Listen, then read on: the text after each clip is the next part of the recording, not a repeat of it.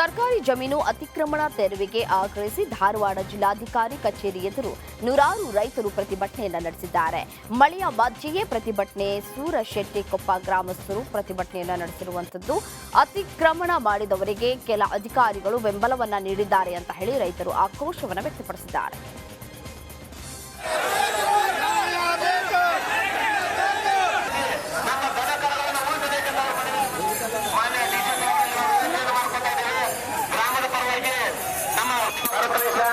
ಸರ್ಕಾರದ ಜಮೀನನ್ನು ಸರ್ಕಾರವರು ಚೂರು ಮಾಡಲಿಕ್ಕೆ ಬರ್ತಾ ಇಲ್ಲ.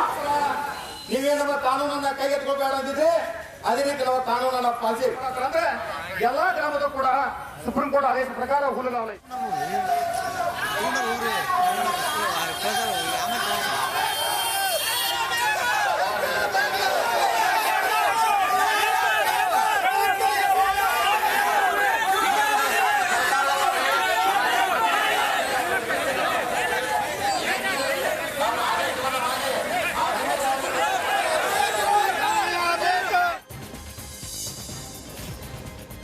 ಇನ್ವೆಸ್ಟ್ಮೆಂಟ್ ಹೆಸರಲ್ಲಿ ಬಹುಕೋಟಿ ವಂಚನೆ ಮಾಡಲಾಗಿದೆ ಅಂತ ಹಣ ಹೂಡಿಕೆ ಮಾಡಿದ್ದ ವ್ಯಕ್ತಿ ಆತ್ಮಹತ್ಯೆಗೆ ಯತ್ನಿಸಿದ್ದಾನೆ. ರಾಯಚೂರಿನಲ್ಲಿ ದರ್ವೇಶ್ ಗ್ರೂಪ್ ಕಂಪನಿ ವಿರುದ್ಧ ಆರೋಪ ಕೇಳಿಬಂದಿದೆ. ವಿಷ ಸೇವಿಸಿ ಆತ್ಮಹತ್ಯೆಗೆ ಯತ್ನಿಸಿದ್ದಾನೆ. ಹಣ ಇನ್ವೆಸ್ಟ್ ಮಾಡಿದ ಸಾವಿರಾರು ಜನರು ಕಂಪನಿ ವಿರುದ್ಧ ಆಕ್ರೋಶವನ್ನು ವ್ಯಕ್ತಪಡಿಸಿದ್ದಾರೆ. ಮುನ್ನೆಚ್ಚರಿಕೆ ಕ್ರಮವಾಗಿ ಕಚೇರಿ ಮುಂದೆ ಪೊಲೀಸ್ ಭದ್ರತೆ ನೀಡಲಾಗಿದೆ. ಆನೇಕಲ್ನಲ್ಲಿ ಪುಂಡರ ಹಾವಳಿ ಮಿತಿ ಮೀರಿದೆ. ಲಾಂಗು ಮಚ್ಚು ಹಿಡಿದು ಪುಡಿ ರೌಡಿಗಳು ಅಟ್ಟಹಾಸ ಮೆರೆದಿದ್ದಾರೆ. ಪುಡಿ ರೌಡಿಗಳು ವಾಹನಗಳನ್ನು ಜಖಂಗೊಳಿಸಿದ್ದಾರೆ. ಪುಂಡರ ಅಟ್ಟಹಾಸದ ದೃಶ್ಯ ಸಿಸಿಟಿವಿಯಲ್ಲಿ ಸೆರೆಯಾಗಿದೆ.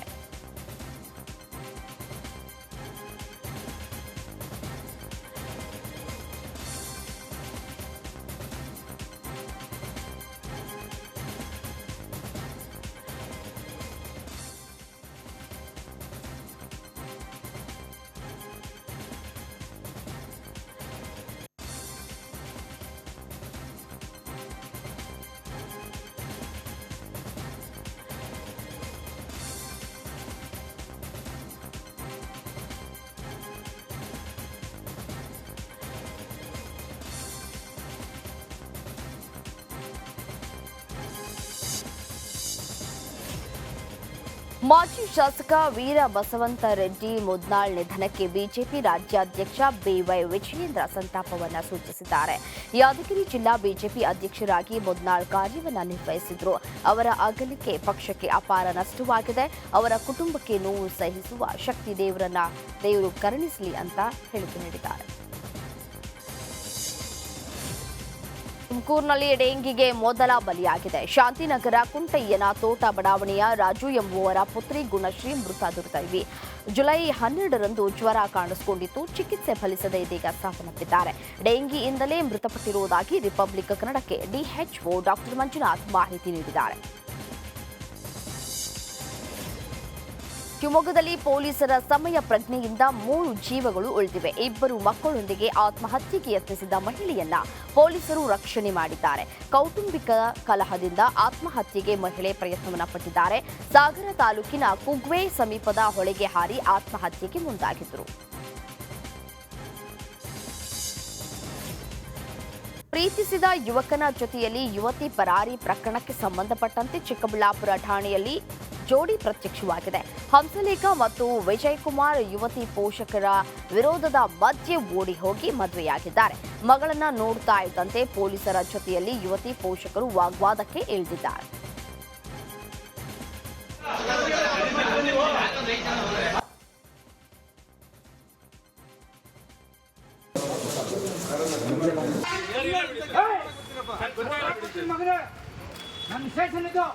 ಊಟ ತಿಂತಾ ಇದ್ದೀವಿ ಸರ್. ಅರ್ಥ ಮಾಡ್ಕೊಳ್ಳಿ.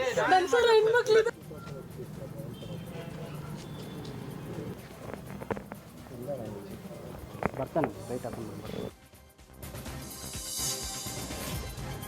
ಬೆಂಗಳೂರಿನ ಕೆಂಗೇರಿ ಬಳಿಯ ಕಬ್ಬಾಳಮ್ಮ ದೇಗುಲ ಬಳಿ ಇರುವ ಹಾರ್ಡ್ವೇರ್ ಶಾಪ್ನಲ್ಲಿ ಅಗ್ನಿ ಅವಘಡ ಸಂಭವಿಸಿದೆ. ಶಾರ್ಟ್ ಸರ್ಕ್ಯೂಟ್ಗೆ ಶಾಪ್ ಹೊತ್ತಿ ಉರಿದಿದೆ.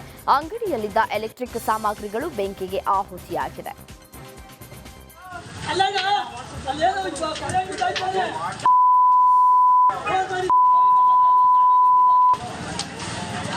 ಏನು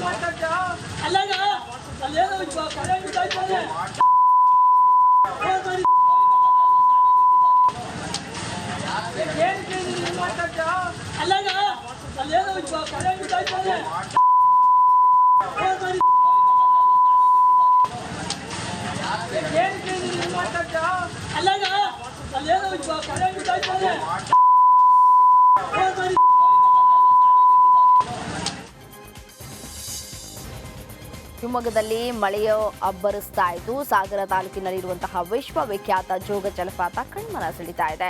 ಜೋಗ ಜಲಪಾತ ದಿನದಿಂದ ದಿನಕ್ಕೆ ಪ್ರವಾಸಿಗರನ್ನ ಆಕರ್ಷಿಸ್ತಾ ಇದೆ. ಹಾಲ್ನೊರೆಯಂತೆ ಧುಮ್ಮಿಕ್ತಾ ಇರುವಂತಹ ಜಲಧಾರೆಯನ್ನು ನೋಡುವುದಕ್ಕೆ ಸಾವಿರಾರು ಪ್ರವಾಸಿಗರು ಆಗಮಿಸ್ತಾ ಇದ್ದಾರೆ.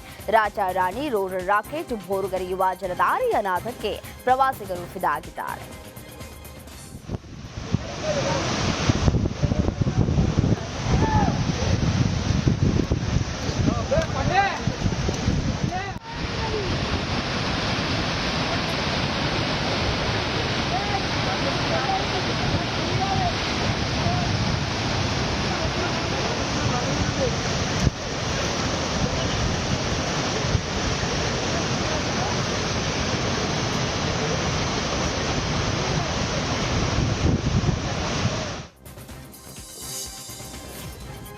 ತುಮಕೂರು ಜಿಲ್ಲಾಧಿಕಾರಿ ದಿಢೀರನೆ ಜಿಲ್ಲಾಸ್ಪತ್ರೆಗೆ ಭೇಟಿ ನೀಡಿ ಪರಿಶೀಲನೆಯನ್ನು ನಡೆಸಿದರು.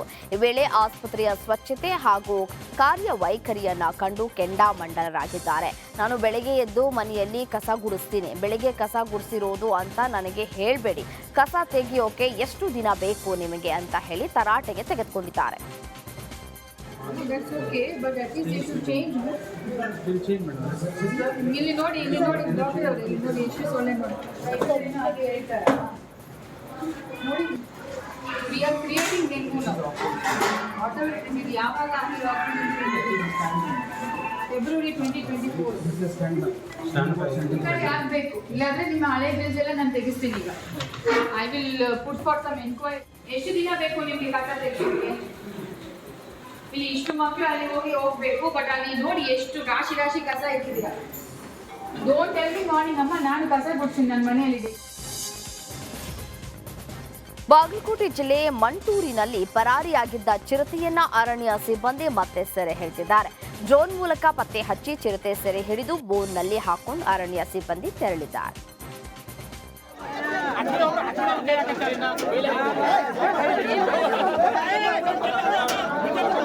ಅವ್ರಿಗೆಲ್ಲ ರೂಢ ಇರ್ತೈತಿ.